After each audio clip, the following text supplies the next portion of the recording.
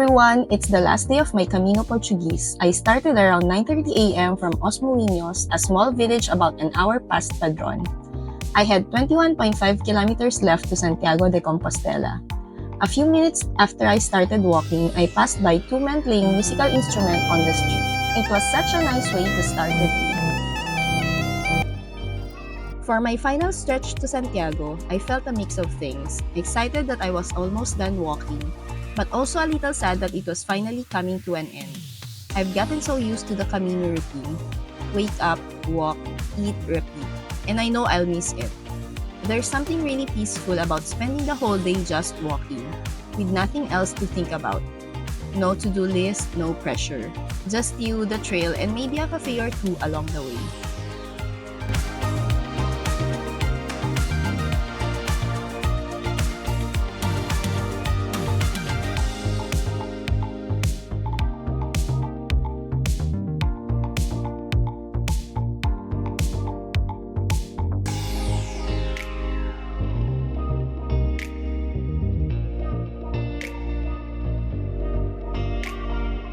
The walk on the last day was pretty easy. A few kilometers in, I met a fellow pilgrim on the trail. She was walking with her friend, but they had a small conflict the night before, so they decided to give each other some space that day. We walked together for a while and chatted. It definitely made the time pass more quickly.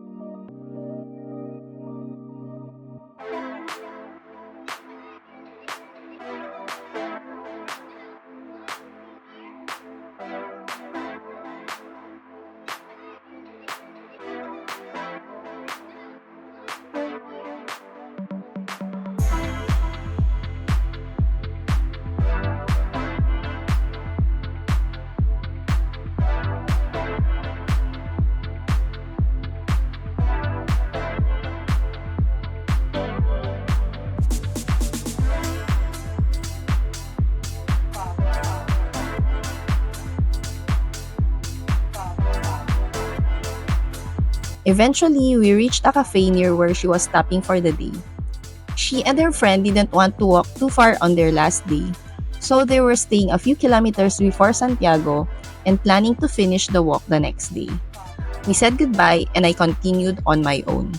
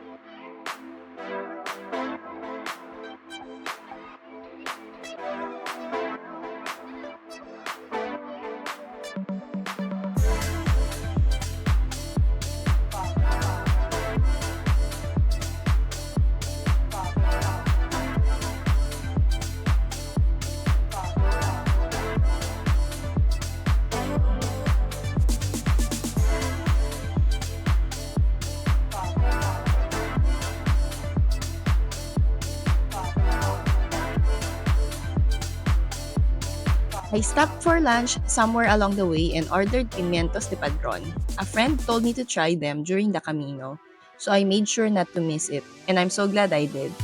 They were delicious. The restaurant had a display of different Camino routes on the wall, and one of them caught my eye, the Via de la Plata. It's a route that starts all the way from Seville in southern Spain and stretches nearly 1,000 kilometers to Santiago. It's much longer and less crowded than the Camino Portuguese, and it's definitely something I'd love to do next time. I was actually hoping to do it this year, but since it's such a long route, I'll need to earn more vacation leave days first, especially because I don't plan to work while I'm doing that walk.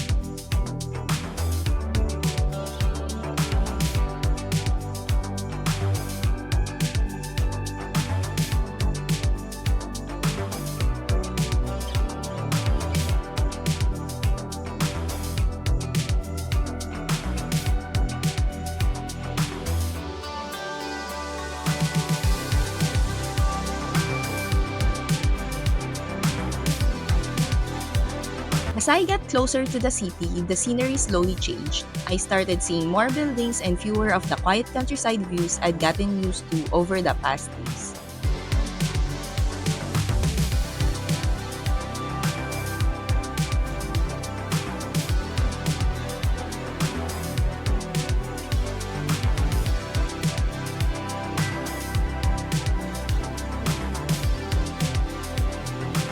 A few kilometers later, the crowd started to appear.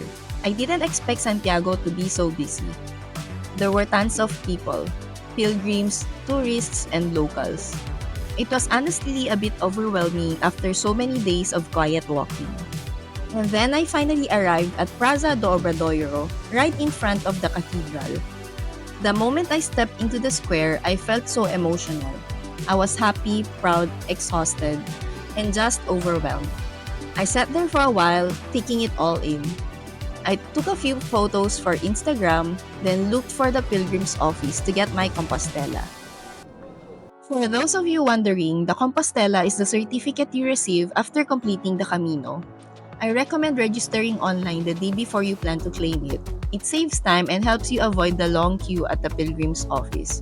So this is the link to the website, and this is how it looks like. So here you can change the language that you want.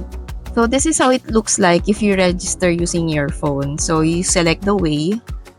There are different ways there on the drop down, and then the conveyance if you walked or rode a bike, and then where did you start,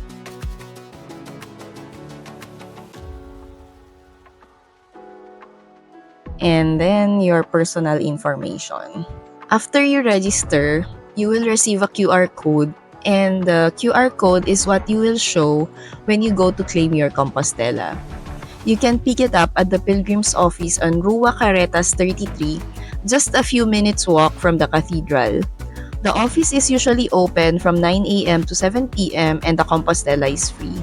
Just make sure your pilgrim passport is complete with stamps covering at least the last 100 kilometers of your walk. You can also request a certificate of distance when you get your Compostella by ticking the box that says Print Mileage Certificate during registration. It shows the total distance you've walked based on your starting point. This certificate costs €3. After that, I stopped by the small chapel inside the pilgrim's office for a quick moment of quiet, then headed to my accommodation, which was super close, just a 5-minute walk from the cathedral. So the room was quite small, just enough for one person, but I had my own bathroom, which was nice. It cost €70, which is a bit pricey, but most of the accommodations near the cathedral were already fully booked. There were cheaper options, but they were much further away, and at that point, I just wanted to be close and comfortable. That evening, I met up with Christina, the pilgrim I met back in Pontevedra. She invited me to have dinner with her and another solo female pilgrim she met along the way. We had a nice meal together, then went for a walk around the city, treated ourselves to ice cream, and ended the night with a quiet stroll. The next morning, I went to the cathedral to attend the Pilgrim's Mass. I was lucky. I got in just before it filled up. Just a tip, they don't allow big backpacks inside. So I saw a lot of people leaving theirs on the cathedral steps. And during the Mass, they swung the Botafumeiro, that huge incense burner that flies across the cathedral.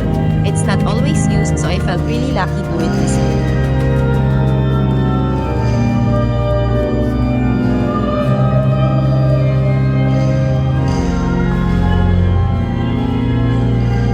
After the Mass, I queued to visit the tomb of St. James, then had lunch and took the train back to Redondela, where I stayed for a few more days before continuing my trip around Spain. These are my passport stamps for day 12. Walking the Camino Portuguese has been one of the most meaningful experiences of my life. It challenged me, grounded me, and reminded me of the beauty of slow, intentional travel. I miss the trail, the people I met along the way, and the simple joy of waking up each day with only one thing to do: walk. But I know this isn't the end, just the end of my first Camino, and definitely not the last. Thank you so much for following along on this journey. If you've been watching the series and curious about anything, how I prepared, what I packed, costs, or just what it felt like to do the Camino, I'm doing a sort of Q&A style video next. So if you have any questions you'd like me to answer in that video, feel free to drop them in the comments below. See you in the next one.